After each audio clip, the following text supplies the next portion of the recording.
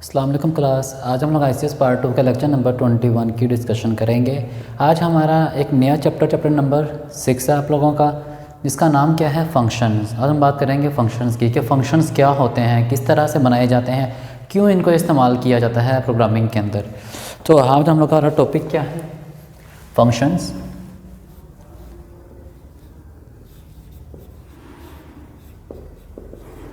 Function in C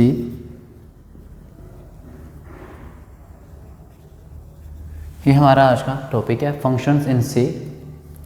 so functions क्या होते हैं? फर्स्ट ऑफ ऑल, फंक्शन हमारे पास कुछ पीस ऑफ कोड होता है। फंक्शन एक्चुअल में क्या होता है, हमारे पास कुछ पीस ऑफ कोड, हमारे पूरे प्रोग्राम का एक ख़ास पीस, छोटा टुकड़ा होता है जो एक ख़ास काम को परफॉर्म करने के लिए इस्तेमाल किया जा रहा होता है।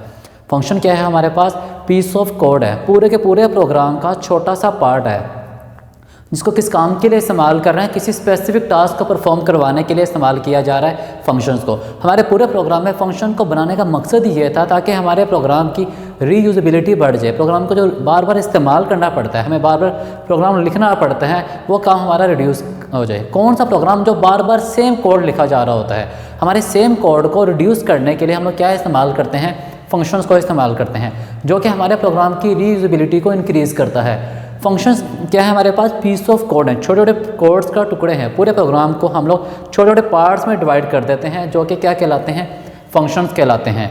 अब फंक्शन हमारे पास दो तरह के होते हैं, एक हमारे पास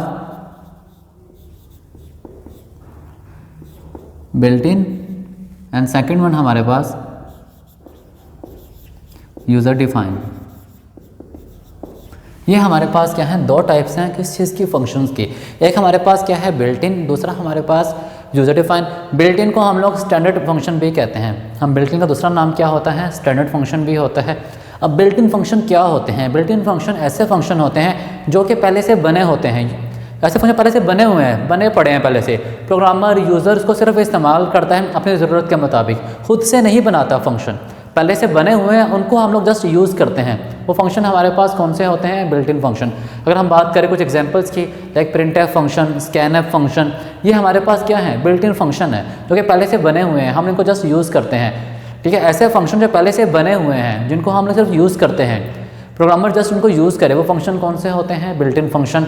प्रोग्रामर खुद डेवलप नहीं करता, खुद नहीं बनाता उन फंक्शन को, वो हमारे पास कौन से हैं, बिल्ट इन फंक्शन। और ऐसे फंक्शन जिनको प्रोग्रामर, डेवलपर, यूज़र खुद बनाएगा अपनी नीड के मुताबिक, वो फंक्शन हमारे पास कौन से होते हैं, यूज़र डिफाइन फंक्शन। ऐसे फंक्शन जो पहले से बने हुए हैं, प्रोग्रामर इस्तेमाल करेगा, वो हमारे पास बिल्ट इन है। ऐसे फंक्शन जो प्रोग्रामर, डेवलपर खुद बनाएगा अपनी नीड के मुताबिक, अपनी ज़रूरत के मुताबिक, वो हमारे पास कौन से होते हैं, यूज़र डिफाइन फंक्शन होते हैं। दोनों में हमारे पास दो तरह के फंक्शन है, एक बिल्ट इन है और दूसरा यूज़र डिफाइन। लाइक आप लोगों ने बहुत सारे फंक्शन हमने इस्तेमाल किए हैं प्रोग्रामिंग में, उसमें प्रिंटफ हम यूज़ करते रहे हैं, स्कैनफ यूज़ करते रहे हैं। ये प्रिंटफ, स्कैनफ क्या है, यह हमारे पास बिल्ट इन फंक्शन है, प्रोग्रामर यूज़ करता है। और यूज़र डिफाइन, आपको एक प्रोग्रामर एक प्रोग्राम बना रहा है, उससे एक फंक्शन बनाने की पड़ गया है, वो उसके जो फंक्शन बनाना पड़ा है प्रोग्राम की नीड के मुताबिक, वो डिपेंड करता है आपको किस तरह का फंक्शन रिक्वायर्ड है प्रोग्राम के अंदर, उसने उस तरह का फंक्शन बना के उसको यूज़ कर लिया प्रोग्राम के अंदर। ये हमारे पास क्या थी, दो टाइप्स थी फंक्शंस की। अब हमारे पास एक मेन चीज़ आती है कि सिंटैक्स क्या है फंक्शन का।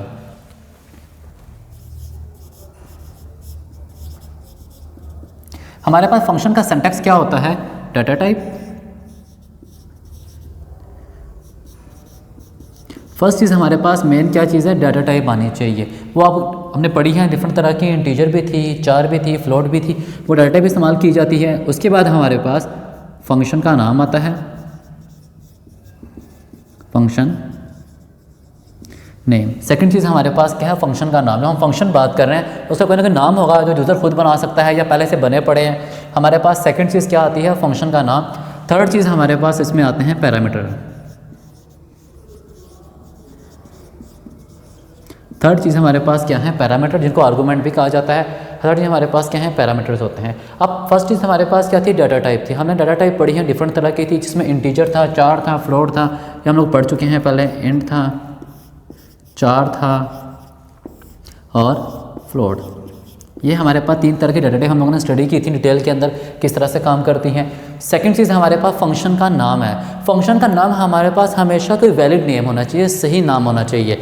फंक्शन का नाम हमेशा एक्यूरेट और सही होना चाहिए। फंक्शन का नाम ऐसा होगा आपको समझ आए आप किस चीज़ के लिए फंक्शन बना रहे हैं। आपका फंक्शन का नाम इनरेगुलर नहीं होना चाहिए, इनरेलीवेंट नहीं होना चाहिए, कोई वैलिड नाम होना चाहिए, इनवैलिड नाम नहीं होना चाहिए। जैसे आप लोग अगर 2 नंबरों को मल्टीप्लाई कर रहे हैं तो फंक्शन का नाम आप रख दें प्रोडक्ट या मल्टीप्लाई रख दें। 2 नंबरों को आप माइनस कर रहे हैं तो सब्ट्रैक्ट के नाम से रख दें कि पता चले आप फंक्शन में काम करके रहे हैं। यह हमारे पास कोई वैलिड नेम होना चाहिए। थर्ड चीज़ हमारे पास पैरामीटर है। पैरामीटर हमारे पास आर्गूमेंट होते हैं। पैरामीटर हमारे पास एक वक्त में एक से ज़्यादा पास कर सकते हैं। जो चीज़ हमारे पास इन पैरेंथेसिस के अंदर आती है, इन ब्रैकेट्स के अंदर आती है, वो हमारे पास क्या होती है, पैरामीटर्स होते हैं। अब पैरामीटर हम लोग 1 पास कर सकते हैं, 2 पास कर सकते हैं, 3 पास कर सकते हैं, मोर देन 1 पास कर सकते हैं पैरामीटर, जिनको सेपरेट करते हैं कॉमे की मदद से। पैरामीटर हमारे पास वेरिएबल्स होते हैं यहाँ पर, या वेरिएबल भी आ सकते हैं या कॉन्स्टेंट वैल्यूज़ भी यहाँ पर आ सकती हैं। यहाँ पर हम लोग वेरिएबल भी यूज़ कर सकते हैं और कॉन्स्टेंट वैल्यूज़ भी यूज़ कर सकते हैं। हम ये दोनों चीज़ें कहाँ पर यूज़ कर सकते हैं, पैरामीटर के अंदर, एक वेरिएबल और सेकेंड कांस्टेंट वैल्यू। हम लोग दोनों यूज़ कर सकते हैं कहाँ पर, पैरामीटर्स के अंदर। ये हमारे पास क्या था, आपका बेसिक सिंटैक्स था किस चीज़ का, फंक्शंस का। हम इसकी एग्जांपल देखते हैं कि किस तरह से फंक्शन काम करते हैं। सिंटैक्स तो पढ़ा है, अब इसकी एग्जांपल क्या है। लेट्स से आप लोगों ने एक फंक्शन बनाना है जिसमें 2 नंबरों को ऐड किया जाएगा, तो मैं फंक्शन बनाऊंगा जिसमें 2 नंबरों को ऐड किया जाएगा। उसी तरह हमारा प्रोग्राम स्टार्ट किया जाएगा,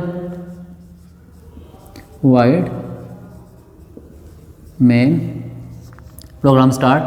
अब मेन के अंदर प्रोग्राम स्टार्ट हो गया, ठीक है, यहाँ तक हमने पहले पढ़ा है। अब इशू पता क्या आता है, हमारे पास मेन एक फंक्शन है, मेन खुद क्या है, एक फंक्शन है। तो हमारे पास यहाँ पर जितना भी काम किया जाएगा वो मेन का एक काम परफॉर्म किया जाएगा। मेन क्या है, एक खुद एक फंक्शन है। अब एक फंक्शन बनाना चाहता हूँ अलग से, लाइक मैंने 2 नंबरों का सम करना है, मैंने डाटा टाइप रख दी इंट, नाम रख दिया उसका सम, और आर्गूमेंट मैं पास कर भी सकता हूँ, पास नहीं भी कर सकता, वो आप लोगों की अपनी मर्ज़ी है। और मैं यहाँ पर कहता हूँ इंट x y z, और यहाँ पर मैंने कहा x = 10, y = 20 and z = x + y। z में क्या पड़ा हुआ है, इनका सम, और मैं रिटर्न करता हूँ रिटर्न z। ये बॉडी ख़त्म।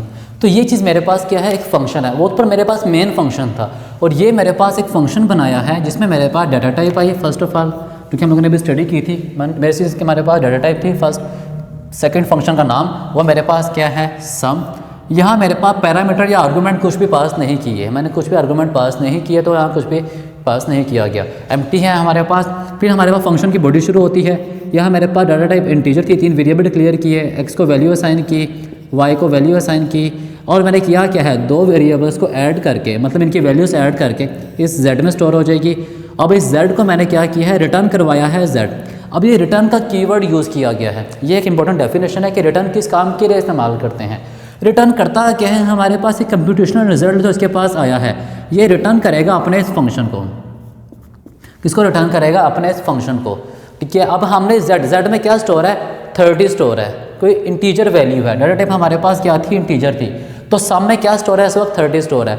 मैं अपने मेन फंक्शन के अंदर, या हम इस फंक्शन को प्रोग्राम में कहीं भी कॉल करेंगे, कहीं भी बुलाना चाहेंगे, ये कोड वहाँ जाके क्या रिटर्न करेगा, हमें 30 रिटर्न कर देगा।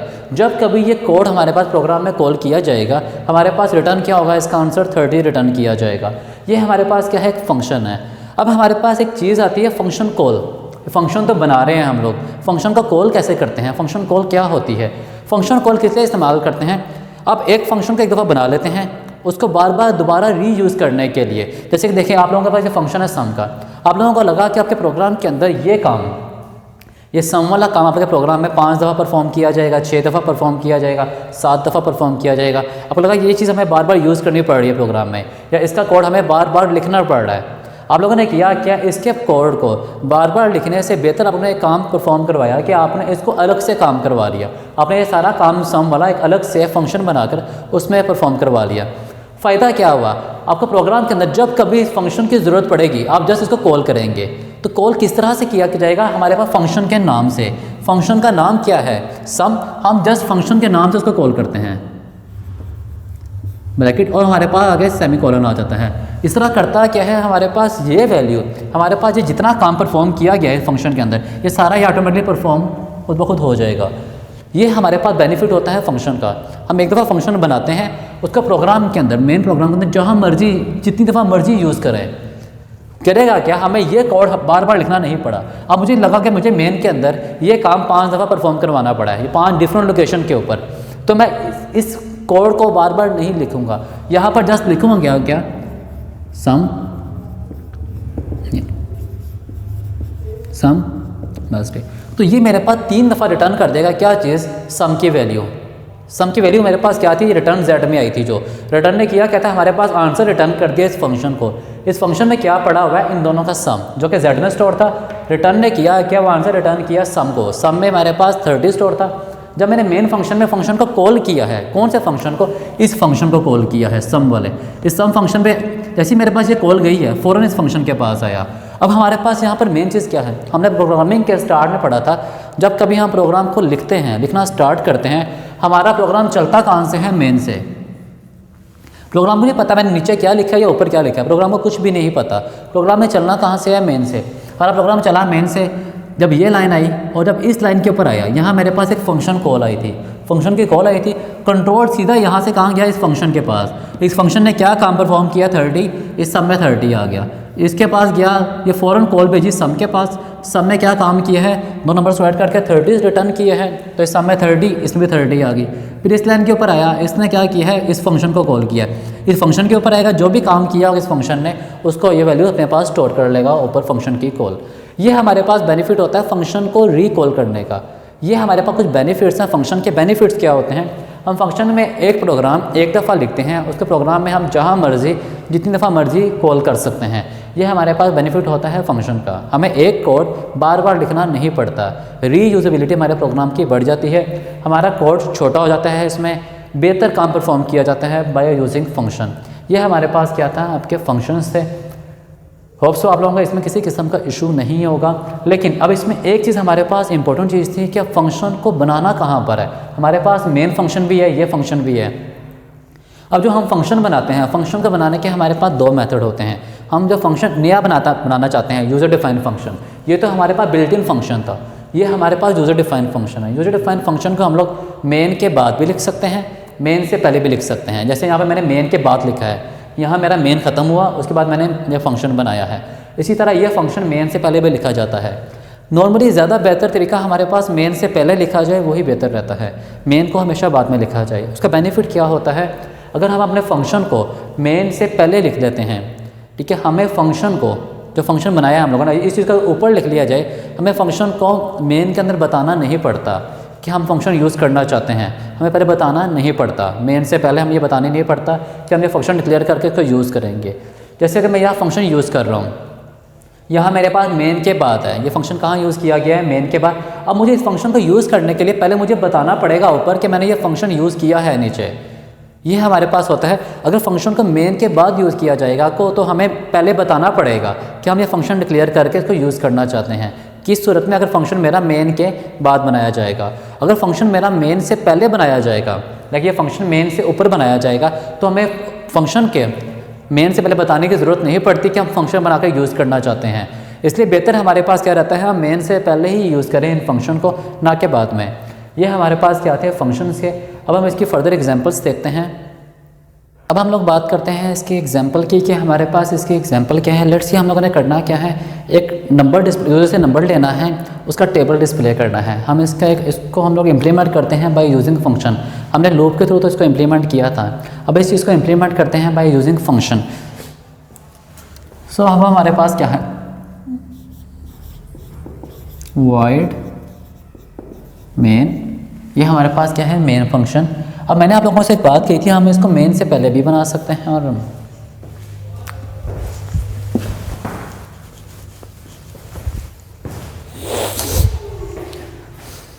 अब हम लोग बात करते हैं आपकी एग्जांपल की। लाइक हम लोगों ने यूज़र से एक नंबर लेना है, उसका टेबल डिस्प्ले करना है बाय यूजिंग फंक्शन। फंक्शन को यूज़ करते हुए यूज़र से नंबर लेना है और उस नंबर का टेबल डिस्प्ले करना है। किस तरह करेंगे, हम एक फंक्शन बनाते हैं किस नाम से, टेबल के नाम से। मैंने डाटा टाइप रखी है उसकी इंट, टेबल, मैंने इसमें आर्गूमेंट पास करता हूँ इंट x। मेरे पास इसमें पैरामीटर या आर्गूमेंट कितने हैं, एक पैरामीटर है। यहाँ मेरे पास बॉडी स्टार्ट हो जाएगी किसकी, इस फंक्शन की। अब मैंने क्या करना है, टेबल डिस्प्ले करना है।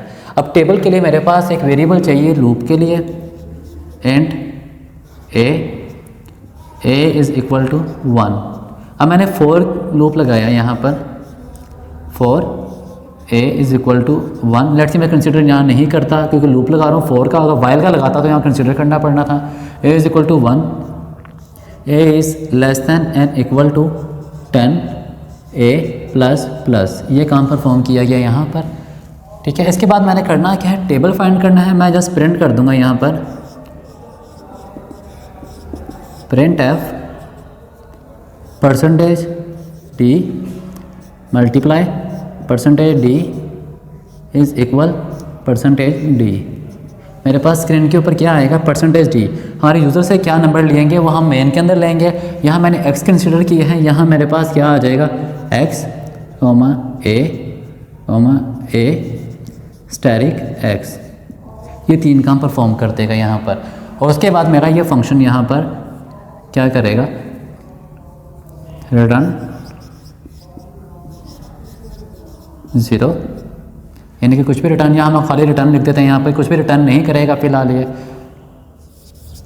क्योंकि मेरे पास आंसर कंप्यूट नहीं हुआ। जब आंसर कंप्यूट करते हैं तो हमारे पास रिटर्न में वैल्यू पास की जाती है। हम लोगों ने एक काम परफॉर्म किया है, ये हमारे पास क्या है, फंक्शन बना। अब मेरे पास यहाँ पर मेन फंक्शन आएगा, void मेन, ये मेन फंक्शन आया। अब यूज़र से नंबर लेना है तो हम एक वेरिएबल लेते हैं इंट c के नाम से, print f enter a number. Let's see user ने जो नंबर एंटर किया है वो हम स्टोर करवा लेते हैं स्कैनफ के अंदर। वो नंबर मेरे पास क्या था, c था, तो यहाँ मेरे पास क्या आ जाएगा, परसेंटेज d एंड c। अब ये यूज़र ने नंबर एंटर किया है। अब मैंने करना क्या है, अपने फंक्शन को कॉल करना है। फंक्शन मेरे पास किस नाम से था, टेबल के नाम से था, तो t बड़ा था और ये टेबल के नाम से था। तो यहाँ मेरे पास क्या आएगा, टेबल c, और हमारे पास प्रोग्राम यहाँ पर हमारा टर्मिनेट कर जाएगा। किस तरह से काम परफॉर्म करेगा, देखिए हमारे पास क्या था, हमारे पास इस फंक्शन के अंदर कितने आर्गूमेंट थे, एक आर्गूमेंट पास किया था। जब फंक्शन को कॉल किया है मैंने कितने आर्गूमेंट पास किए हैं, एक आर्गूमेंट पास किया है। जितने आर्गूमेंट फंक्शन बनाते वक्त पास किए जाएंगे, जब उसको कॉल किया जाएगा उतने ही आर्गूमेंट कॉलिंग के अंदर भी पास किए जाएंगे। यहाँ मेरे पास एक आर्गूमेंट था, वहाँ भी मेरे पास कितने आर्गूमेंट है, एक आर्गूमेंट। मैंने एक फंक्शन बनाया, उसमें मेरे पास क्या था, एक्स वेरिएबल का नाम था, एक्स नाम था उसका, मैंने एक वेरिएबल डिक्लेयर किया ए नाम का। अब मैंने ए को लगाया लूप के लिए, a is equal to 1, a less than 10, a plus plus. अब इसे करना क्या है, प्रोडक्ट फाइंड करना है। ये मेरे पास एक्स की वैल्यू जो पैरामीटर के अंदर थी, जो मैंने वहाँ पास की है, वो कौन सी वैल्यू यूज़र ने एंटर की है, वो वैल्यू मेरे पास यहाँ पर आ जाएगी। ये फंक्शन की वैल्यू अपने से मैच करेगा। जब फंक्शन कॉल होगा हमारे पास, वो वैल्यू और इनकी मैच करेगा। यहाँ कितने पैरामीटर हैं, एक पैरामीटर, वहाँ कितने पैरामीटर हैं उसके अंदर, एक, उसकी वैल्यू हमारे पास यहाँ पे कंसीडर करेगा, देन हमारे पास यहाँ पर यूज़ की जाएगी एक्स की जगह के ऊपर। लेट्स सी हमारे पास प्रोग्राम चला मेन से, मैंने कहा था प्रोग्राम चलता कहाँ से, मेन से। अब प्रोग्राम चला के देखते हैं। प्रोग्राम चला मेन से, ये लाइन चली, फिर ये लाइन चली, यहाँ हमारे पास एक वेरिएबल क्लियर किया गया। हमने प्रिंट एफ में कहा यूज़र से एक नंबर एंटर करे, उसने जो नंबर एंटर किया है वो कहाँ जाकर स्टोर हो गया, हमारे पास स्कैनअप के अंदर इस सी में वो नंबर आ गया। लेट्स सी यूज़र ने नंबर एंटर किया था 10, ये यूज़र ने नंबर एंटर किया था 10। अब टेबल, जैसी मेरे पास ये लाइन आई है, फ़ौरन यहाँ से कॉल कहाँ गई है, हमारे इस फंक्शन के पास। हमारी कॉल यहाँ से कहाँ चली जाएगी, फ़ौरन इस फंक्शन के पास। अब इस फंक्शन के पास मेरे पास क्या है, टेबल। ये फंक्शन था टेबल के नाम से, वहाँ कितने पैरामीटर था, एक, उसमें क्या पास थी वैल्यू, सी की 10 वैल्यू थी। तो इंट एक्स का मेरे पास क्या कंसीडर कर लिया जाएगा, 10 कंसीडर कर लिया जाएगा। अब मेरे पास एक्स की जगह क्या 10 कंसीडर किया गया है, इंट ए, यही वैल्यू 1 लेस दैन 10 चलनी है, प्लस प्लस होना है, एक लूप लगा हुआ है। यहाँ पर परसेंटेज डी, ये क्या है मेरे पास एक्स की वैल्यू, ये मेरे पास क्या है ए की वैल्यू, ये मेरे पास क्या है इनका प्रोडक्ट। तो मेरे पास x क्या था 10, यहाँ पर 10 आ जाएगा, 10 मल्टीप्लाई 1 इज इक्वल 10। ये एज ए टेबल डिस्प्ले करता रहेगा स्क्रीन के ऊपर। ये हमारे पास क्या है, फंक्शन है। इस तरह हमारे पास फंक्शन की कॉल भेजते हैं। अगर मैंने यही मेरे पास यही मेन फंक्शन है, मैंने फिर दोबारा से यूज़र से कहा कि नंबर एंटर करो, ये प्रोग्राम चलने के बाद मैं दोबारा से क्या कहा है नंबर एंटर करो, या प्रोग्राम के किसी भी पार्ट के ऊपर जाके मैंने दोबारा से यूज़र से कहा नंबर एंटर करो और टेबल का फंक्शन कॉल किया है और वहाँ मैंने पैरामीटर कुछ और पास किया है, वैल्यू कुछ और पास की है, तो वहाँ पे कुछ और वैल्यू कंसीडर करेगा, वहाँ पर 10 कंसीडर नहीं करेगा, वहाँ वैल्यू कुछ और कंसीडर करेगा, लेकिन यूज़ मेरे पास ये वाला फंक्शन ही किया जाएगा। ये फंक्शन हमने एक दफ़ा तो बना लिया है, इसको हम प्रोग्राम में जितनी दफ़ा मर्जी चाहे इस्तेमाल कर सकते हैं। यही हमारे पास बेनिफिट होते हैं फंक्शन के। हमारा प्रोग्राम, एक प्रोग्राम को हम प्रोग्राम के किसी भी पार्ट के अंदर जाके यूज़ कर सकते हैं। और वो नोट करें, हमने इसको मेन से पहले बनाया है, ये फंक्शन मेन से पहले बनाया है, हमें ऊपर डिक्लेयर करना नहीं पड़ा। अगर ये फंक्शन मेन के बाद बना होता, लाइक ये काम अगर मैं यहाँ पर परफॉर्म करवाता, तो मुझे मेन से पहले बताना पड़ना था इस फंक्शन के नाम के थ्रू कि मैं ये डिक्लेयर करना है प्रोग्राम के अंदर। ये हमारे पास क्या थे, फंक्शंस थे, जो कि आप लोगों का लेक्चर नंबर 21 था। हमने फंक्शन को डिटेल में देखा कि फंक्शन किस तरह काम करते हैं, क्या वर्किंग है। बाकी आप लोगों के लेक्चर नंबर 22 के साथ हम लोग कल मिलेंगे। तब तक के लिए इजाज़त दीजिए। अल्लाह हाफिज़।